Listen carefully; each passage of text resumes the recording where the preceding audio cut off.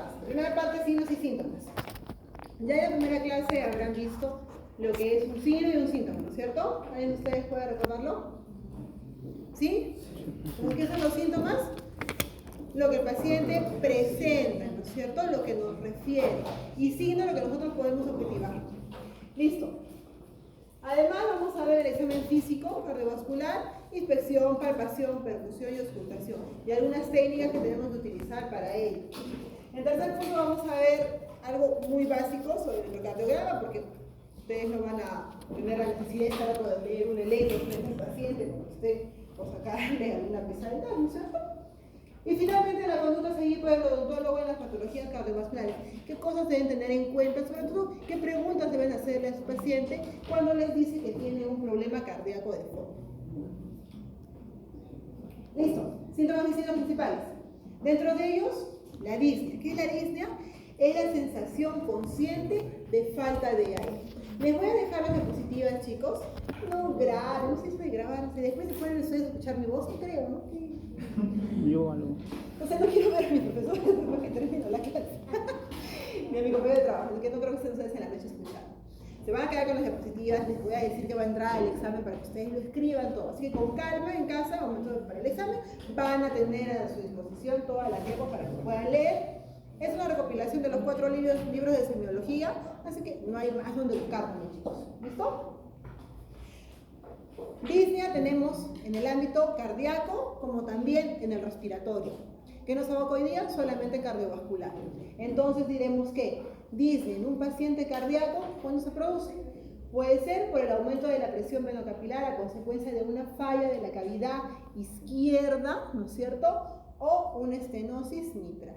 Finalmente, falla de corazón izquierdo. Por eso se produce la disnea. ¿Puede haber presión retrógrada hacia los pulmones? Sí. Listo. ¿Qué debemos preguntar a nuestros pacientes? La aparición de la disnea, ¿esta ha sido súbita? ¿No es cierto?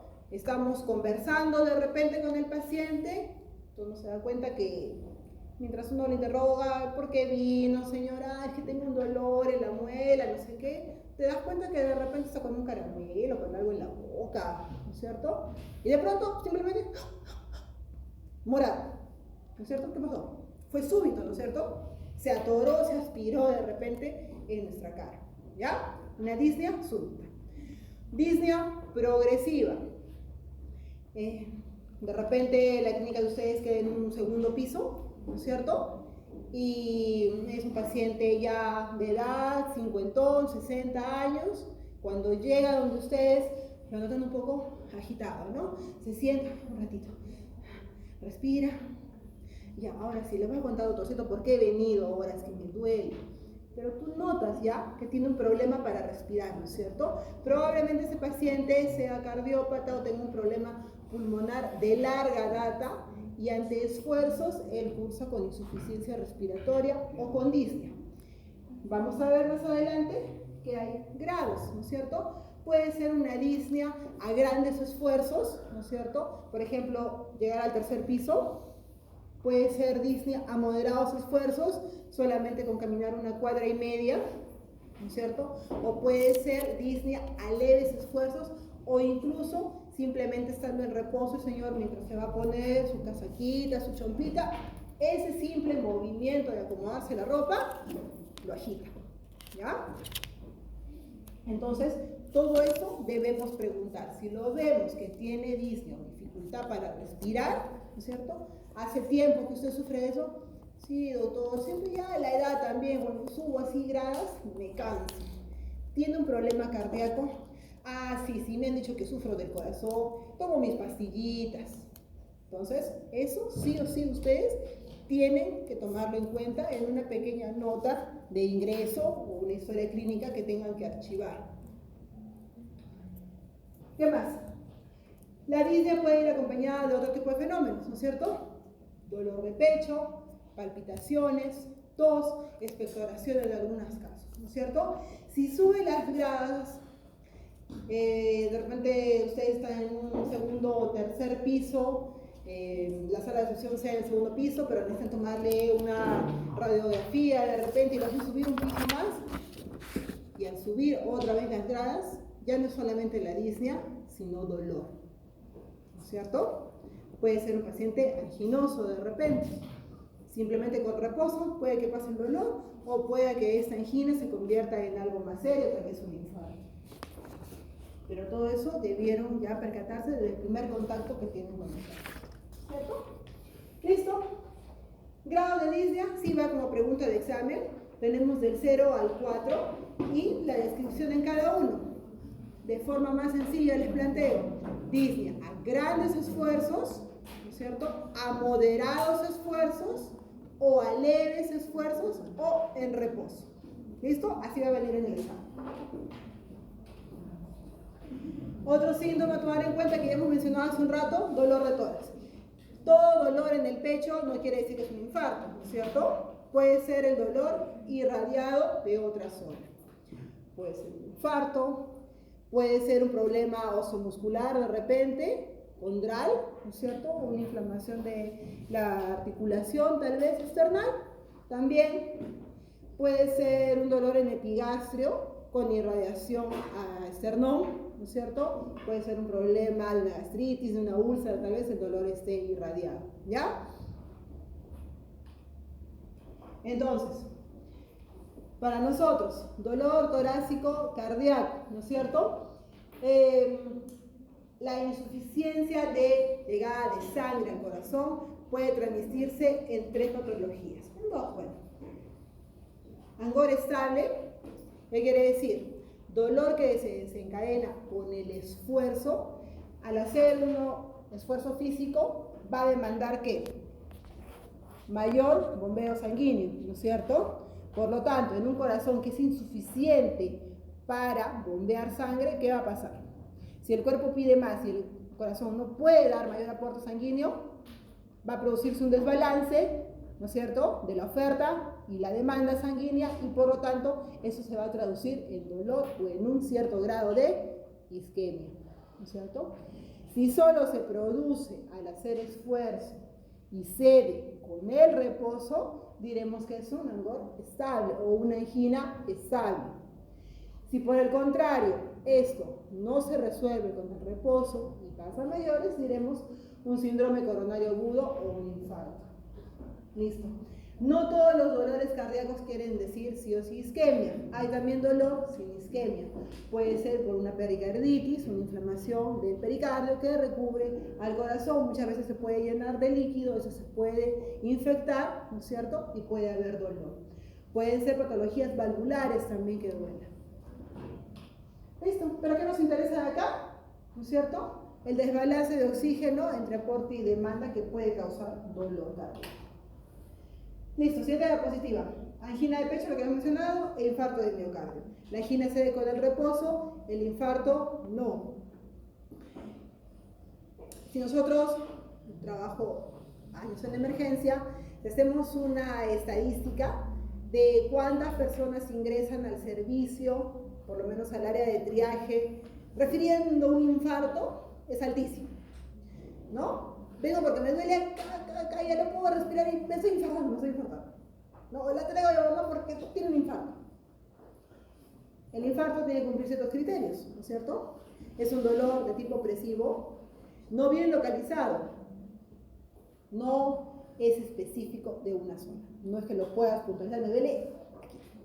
No, será un dolor en todo el hemitórax o retroesternal, ¿no es cierto? Puede haber irradiación a hombro derecho, a hombro derecho, izquierdo, región de cuello, en epigastrio, a hombros, a región también posterior, ¿ya? Difícilmente te va a decir, aquí me duele. Eso es el que, aquí me duele, ya, eso es un infarto. ¿Listo? No cede con el reposo, ni siquiera con el uso de nitratos, medicamentos sublinguales, cede el dolor. Esa es la diferencia entre uno y otro. Pregunta, eso sí, de examen. Angina, cede con el reposo y cede con nitratos. El infarto, no. Listo. Otro síntoma, palpitaciones, ¿no es cierto? En la percepción. Nosotros normalmente no sentimos las palpitaciones, ¿no es cierto? Te pregunto, ¿cuánto crees que tienes de frecuencia cardíaca? No sé, tendré que tomarme el pulso, ¿cierto? En cambio, palpitaciones es la percepción consciente de nuestros latidos, ¿no es cierto? Estaba yo normal haciendo mis actividades en el trabajo y hice un poco de esfuerzo, levanté una caja y comenzó a palpitarme el corazón, sentía que me iba explotando y al poco rato ya no era solamente las palpitaciones, sino también dolor, y por eso estoy viniendo a la emergencia. Pero cuando estaba subiendo en la ambulancia de los bomberos, ya simplemente, ¿qué pasó? Y ahorita, bueno, ya no tengo, ¿no? Me queda la molestia, pero ya no tengo. Puede ser palpitaciones paroxísticas, ¿no es cierto? O una arritmia de tipo paroxístico. Se puede desencadenar por un esfuerzo, por alguna emoción, ¿no es cierto? Y simplemente pasa. Habrá que determinar qué pacientes requieren tratamiento para esto o no, y qué riesgo de que puedan hacer alguna arritmia maligna tienen. Entonces, partiendo de esto, vemos que vamos a tener tres situaciones de palpitaciones. Palpitaciones en una taquicardia sinusal. Si yo, que no hago ahora nada de deporte por mis bebés, salgo disparada, si ahorita no me hacen ir hasta el carro, ya me siento agitada, ¿no es cierto? Puede haber una frecuencia cardíaca hasta 140 de repente, descanso, reposo, y esto vuelve a la normalidad, ¿no es cierto? Pero en algún momento en el trayecto del esfuerzo, sí sentí las palpitaciones. Algo normal. Siguiente, taquicardia paroxística, lo que les describía, ¿no es cierto? Por un motivo X, esfuerzo emocional, estrés, hambre, en fin, algo, desencadena la taquicardia, dura unos minutos, de repente, y simplemente pasa. Extrasístoles, estoy normal y de rato en rato siento que me palpita, vuelve a la normalidad. Y otra vez palpita y vuelve a la normalidad. Fibrilación auricular. Bueno, fibrilación entra dentro del tema de arritmias. Si requiere tratamiento, habrá que ver frente a qué tipo de paciente estamos, ¿no? Nos puede llevar a otro tipo de complicaciones, como por ejemplo lo que vulgarmente se llama un derrame cerebral, ¿no es cierto? Que es una enfermedad cerebrovascular.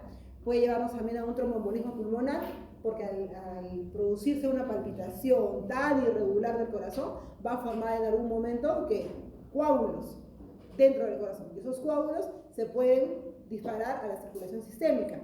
¿Y dónde va todo el sangrado primero?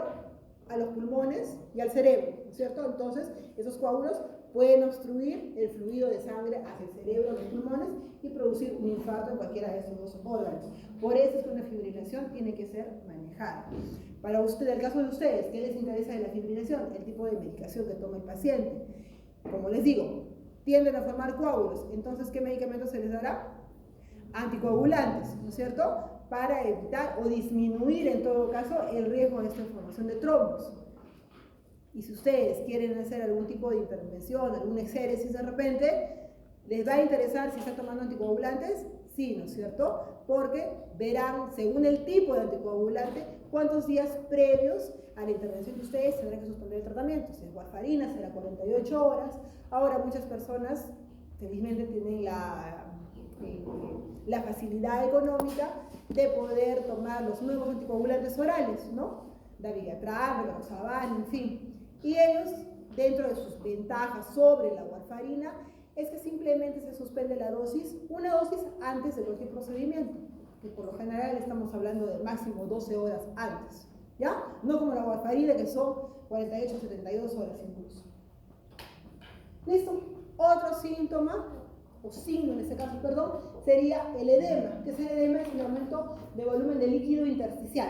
No sé si se aprecia bien en la foto, nosotros hacemos una digitopresión en alguna zona cerca al hueso y al retirar el dedo, ¿no es cierto?, vamos a ver hundimiento de la piel, queda marcado nuestro dedo. ¿Listo? Puede ir desde grado 1, grado 2, grado 3, hasta incluso algunas veces sin necesidad de presionar, simplemente te das cuenta que las sábanas del paciente están mojadas, que es como una esponja, ¿no es cierto?, que comienza simplemente a salir líquido. ¿Listo? Entonces, si vemos a nuestro paciente que se acomoda de repente en el sillón de ustedes, levanta la piernita y ves tremendas piernas, y supuestamente el señor no sufría de nada, ¿no? Porque está tan hinchado. Señor, ¿usted sufre del corazón? Ah, sí, me han dicho que me hincho porque sufre el corazón. Recién ahí comienza a hablar. Lamentablemente la mayoría de pacientes son así. No esperemos que vengan ante nosotros y nos cuenten todos los problemas de salud que tengan. La mayoría simplemente dice, porque están controlados, están sanos. Y no les dice qué pastillas toman, nada, ¿no? Y de repente ustedes ponen anestesia, con silocaína, epinefrina, todo, y se ven ante un problema, ¿no? El paciente nunca le dijo nada. Mi familia, pero ¿cómo? Si mi mamá sufre de corazón y cardíaco, ¿cómo le he podido poner la anestesia? Sí lo mata. Era como un paso, María. Otro signo, cianosis, ¿no es cierto? Es la coloración azulada y la vamos a poder ver mejor en labios, alas de nariz y también en el pupejo de los dedos, ¿ya? Se produce cuando, sabemos que hay dos tipos de hemoglobina, ¿no es cierto? La que va a llevar oxígeno y la reducida, ¿no es cierto?, que ya no transporta oxígeno. Entonces, cuando el valor de esta hemoglobina ya reducida sin oxígeno es por encima de 5, vamos a poder evidenciar la cianosis, como en el caso de la fotografía que vemos los labios, que están color azul, ¿no es cierto? Listo. ¿Qué más podemos ver? Hemoptisis, ¿no es cierto? Es la expectoración de sangre proveniente de las vías traqueobronquiales. A cualquier nivel puede haber un sangrado. En pacientes cardiópatas, ¿por qué se puede dar? Por una estenosis mitral, por una insuficiencia cardíaca descompensada de repente, hasta un esputo medio rosado. Listo. Afecciones neurológicas, sí, desde algo muy simple como una lipotimia, que simplemente es el desvanecimiento sin pérdida de conciencia, pregunta de examen, al síncope, que es pérdida de conciencia, ¿no es cierto?, que puede durar solo unos minutos, lo más leve. Lo más severo que puede ser un accidente cerebrovascular por la fibrilación o las arritmias que hemos comentado anteriormente, ¿no es cierto? Listo. Otro signo que veremos va a ser ictericia. Es la coloración amarilla tanto de la piel como también de las escleras, ¿ya? Se produce cuando los valores de bilirrubina están por encima de 2, pregunta de examen. Y dentro de las causas cardíacas puede ser por una insuficiencia cardíaca descompensada. Vamos a ver que en forma retrógrada comienza a haber congestión, ¿no es cierto? Que venas de gran calibre aportan sangre al corazón. La cava, ¿no es cierto? Ya, y antes de la cava, la porta también. Entonces, si hay un aumento del flujo retrógrado, también va a haber hipertensión portal, por lo tanto, un hígado congestivo por esta hipertensión, con falla aguda. Y por eso se puede ver la ictericia, porque van a subir los valores de bilirrubina. ¿Listo? 1. 2. Puede ser por una hepatopatía tóxica, de repente por los medicamentos que usa este paciente cardiópata, ¿no? Por ejemplo, en el caso de arritmias, la amiodarona puede causar hepatopatía. Finalmente, si el paciente tiene una prótesis valvular, tal vez esta puede estar haciendo algún tipo de hemólisis también en la sangre. ¿Listo? Fiebre. Si el paciente viene con fiebre, tiene un antecedente de fiebre reumática de repente, entonces podemos estar frente a un nuevo brote. Recuerden que la fiebre reumática es una patología que la vemos a la larga, ¿no es cierto? Después de años del evento agudo que comenzó como una faringitis por estreptococo del grupo de hemolítico, ¿no es cierto? Y a los años va a ser una reacción inmunológica que va a afectar el corazón y va a causar valvulopatías y puede tener recaídas a esos pacientes, ¿ya? Y pueden causar con fiebre. Y ya para terminar, dedos hipocráticos o en lunas de reloj, pregunta de examen, ¿no es cierto? Claramente se ve las uñas en forma cóncava y el pupejo de los dedos también engrosado, ¿no es cierto? Como un palillo de tambor. Eso característico de pacientes que a lo largo, ¿no es cierto?, han tenido problemas de insuficiencia respiratoria que pueden ser secundarias a problemas del corazón. ¿Listo? ¿Alguna pregunta acá? No, nada. ¿Qué clase tienen después, chicos? Nutrición. ¿A qué hora? 5. Saliendo de esto, en realidad. 5 y 10. Ya. Listo, avanzamos rápido. Inspección, pregunta de examen. Inspección es todo lo que vamos a ver de nuestro paciente. ¿Qué vamos a ver? La coloración de la piel, porque hemos hablado de la cianosis, de la ictericia, ¿no es cierto? 2, edema, ya hemos visto, si tiene las piernas o los brazos hinchados o la cara también hinchada. Cianosis, hemos dicho, ingurgitación yugular. Al momento que el paciente se recuesta, ¿no es cierto? Vamos a ver si la yugular está muy marcada o saltona, que nos puede estar hablando de problema cardíaco. Y si tenemos oportunidad, de repente, choque de punta. ¿Qué quiere decir? Con cada latido, como que se levanta un poco el pecho. ¿Listo? En personas jóvenes, delgadas, de repente puede ser normal, pero ya en un adulto, no. Listo, ahora se lo he hecho ya. Pero esto, ojo, sí pregunta de examen, ¿no? Listo, palpación. Debemos palpar todo el tórax anterior, primero en busca de puntos dolorosos y luego el hemitórax izquierdo, ¿no es cierto? Desde la punta del ápex, ¿no es cierto? O el diafragma izquierdo, ¿no es cierto? Hacia arriba. Listo.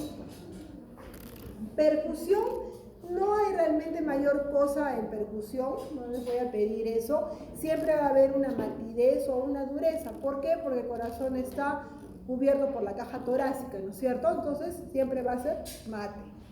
Listo. En auscultación, y va, pregunta de examen, los 4 focos de auscultación, ¿ya? Quiero que más o menos se memoricen la ubicación de los puntos. Si se dan cuenta en la descripción, va a ser al revés. ¿Para qué lado queda la aorta?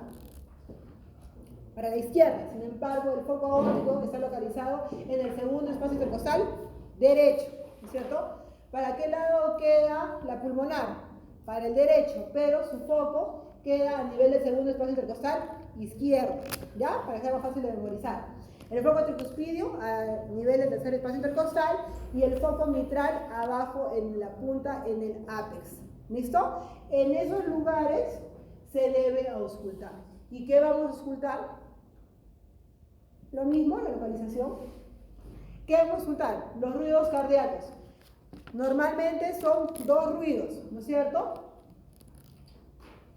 Pregunta de examen. ¿Qué significa cada ruido? Primer ruido es el cierre de las válvulas mitral y tricúspida y la apertura de las válvulas aórtica y pulmonar. ¿Con qué coincide esto? Con la sístole, ¿no es cierto? Sístole, eyección de la sangre. Se abren las válvulas aórtica y pulmonar y sale la sangre. Segundo ruido, el resultado del cierre de las válvulas aórtica y pulmonar y la apertura de las válvulas interauriculares, cuando pasa la sangre de la aurícula al corazón. ¿En qué momento? Diástole, ¿no es cierto? Primer ruido, sístole, segundo ruido, diástole. Pregunta del examen, no hay más. Tercer y cuarto ruido, el cuarto ruido sí o sí es patológico. El tercer ruido puede escucharse en la fase de llenado rápido ventricular de repente, o sea, después del segundo ruido. Pero por lo general no lo oímos. Si escuchamos cuarto ruido, patológico. Pregunta de examen. Listo. Ya sabemos los ruidos normales. ¿Puede haber ruidos patológicos? Sí, ¿no es cierto? Y dentro de ellos, los soplos. ¿Por qué se producen los soplos? Las arterias, las venas son como una manguera, ¿no es cierto? Nada obstaculiza el fluido de sangre. Si hubiera alguna estructura, ¿no es cierto?, que produzca algún cambio en ese fluido lineal de sangre, se va a producir una turbulencia, ¿no es cierto? Y esa turbulencia es el ruido que nosotros escuchamos. Por ejemplo, si tenemos toda nuestra manguera acá, ¿no es cierto? Pero a la mitad, que es la división entre las aurículas y los ventrículos, encontramos una válvula que de repente está estenosada, ¿no es cierto? Está dura, no se abre adecuadamente para que caiga la sangre de la aurícula al ventrículo. Se abría así y se abre ahora así, de repente. Obviamente es una obstrucción del flujo, ¿no es cierto? Cuando llegue la sangre ahí y choque con esa obstrucción, entre comillas, va a haber una turbulencia y va a sonar diferente. Eso es el soplo. Entonces, vamos a tener soplos en la sístole, soplos en la diástole o de repente soplos continuos si estamos frente a un paciente que tenga una comunicación interauricular o una comunicación interventricular tal vez. Listo. ¿Hay alguna clasificación para definir cómo son los soplos? Sí. Según la intensidad que oímos, ¿no es cierto? Un grado 1 será muy débil, ¿no es cierto? Casi imposible de oír. Grado 2, audible en silencio con un buen estetoscopio, el cardiólogo lo escuchará. Grado 3, ya entraremos nosotros, 3 a 4, fácilmente audibles. Grado 5, incluso se puede hasta palpar, ¿no? Es tanta la turbulencia que si lo toca, puedes palpar. Y grado 6, con simplemente ponerte al lado del paciente, se puedes oírlo sin anestesia. Pregunta de examen. ¿Listo? ¿Alguna pregunta acá? No, ¿nada? Listo, seguimos avanzando. EKG. Como les digo, no les voy a pedir que salgan leyendo un EKG, ¿no es cierto? Pero que tengan algunas nociones básicas de cómo es un electro normal es suficiente, por lo menos para el examen, ¿ya? ¿Para qué nos va a servir el electro? Y esto sí es pregunta de examen, ¿no es cierto? Nos va a servir para poder determinar si el paciente tiene algún problema netamente cardíaco de fondo, ¿no es cierto? Puede ser hipertenso, si tiene la hipertensión a la larga, sabemos que el aumento de la resistencia al flujo sanguíneo va a causar un estado de hipertrofia muscular cardíaca, ¿no es cierto? Entonces, el lado izquierdo de esos pacientes, específicamente el ventrículo izquierdo, se va dilatando, aumentando de tamaño y poniendo duro. ¿Por qué? Porque todo el día tiene que luchar contra la resistencia vascular, ¿no es cierto? Entonces, en el tiempo se van a ver en los electros ciertas modificaciones de esta hipertrofia. Listo. Nos sirve para reconocer si el paciente tiene algún tipo de arritmias. Y también para determinar de repente o discernir si hay patologías en otros órganos. Por ejemplo, en un electro nosotros podemos ver si el paciente viene de la sierra, si tiene un problema pulmonar, ¿no es cierto? Si hay una hipertrofia pulmonar. También podemos darnos una idea de cómo están los electrolitos. Si es un paciente renal de repente que tiene el potasio elevado, van a haber cambios en el electrocardiograma, en las ondas, ¿ya? Entonces, no es solamente para haber problemas cardíacos, sino puede haber otro tipo de enfermedades. ¿Listo? Eso, pregunta de examen. Transmisión del impulso. Solamente esa diapositiva y obviamente pregunta de examen. ¿Dónde inicia el impulso?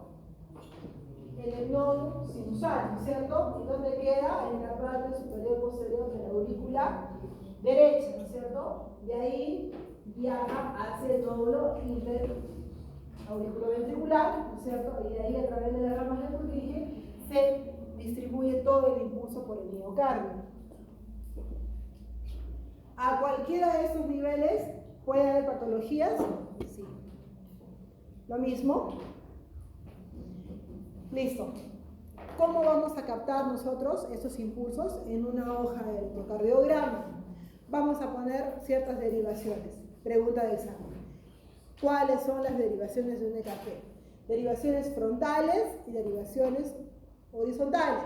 En las frontales van a ser de dos tipos, bipolares y unipolares. Dentro de las bipolares tenemos derivación 1, 2 y 3. Y derivaciones unipolares, ABR, ABL y ABF, ¿no? Derecha, izquierda y abajo. Derivaciones horizontales que se ponen a lo largo de todo el hemitórax izquierdo, que va del 1 al 6.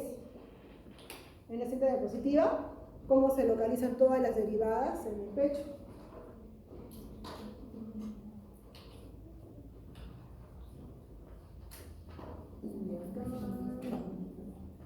Lo mismo, ¿cómo lo localizamos?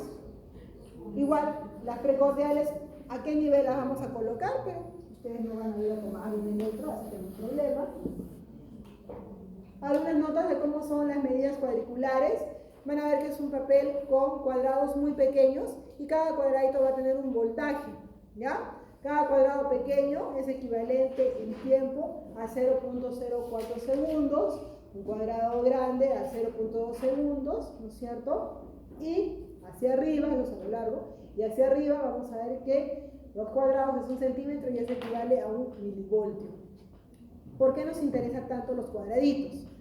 Porque para nosotros determinar alguna patología vamos a tener que contar los cuadraditos, ¿no es cierto? Para ver si es un infarto, vamos a contar cuántos cuadrados hacia arriba se sobrepasa o cuántos cuadrados hacia abajo, ¿ya? Lo mismo para ver si en alguna parte del proceso de transmisión del impulso, en algún sitio está prolongado o no, que nos indique alguna patología.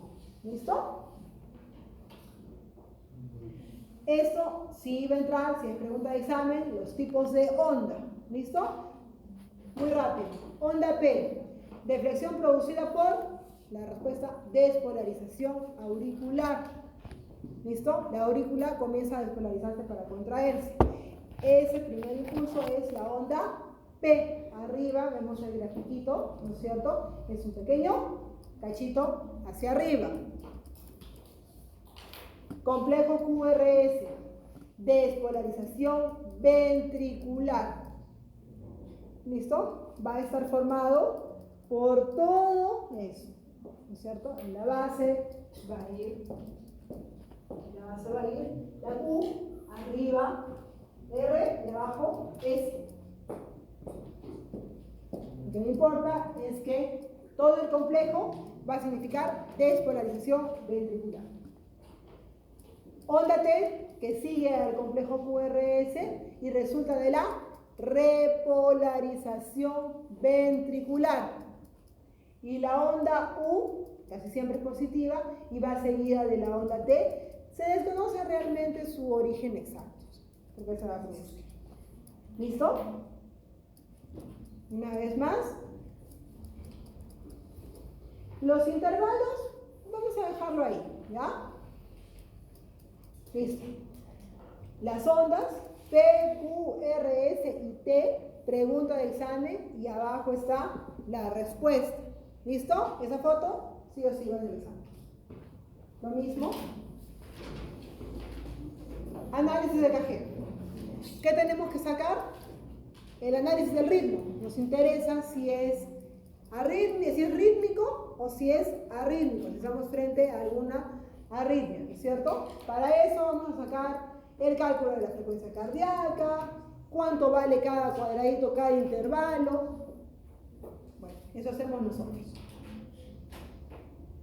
¿Listo? Para que vean cómo se tiene acá el cálculo por cada cuadradito, para ver cuánto de frecuencia cardíaca tiene el paciente. Listo. Eso sí, pregunta de examen. ¿Cuándo decimos que es un ritmo sinusal? Cuando cumple los siguientes criterios. ¿Cuáles son? Onda P, ¿no es cierto? Positiva. Todas las deflexiones hacia arriba son positivas y las deflexiones hacia abajo son negativas. Entonces, la onda P o despolarización auricular tiene que ser positiva. ¿En qué derivadas? En derivada 2 y ABF. Y será negativa en el lado ABR, o sea, en el lado derecho. ¿Por qué? Porque la onda de despolarización va de acá hacia allá, se aleja del lado derecho. Por eso es negativo, ¿ya? Pero que me digan que la onda P es positiva en derivada 2 y ABF, verdadero. ¿Cada onda P va seguida de un QRS? Sí, siempre. Si el ritmo es regular, lo van a encontrar juntito.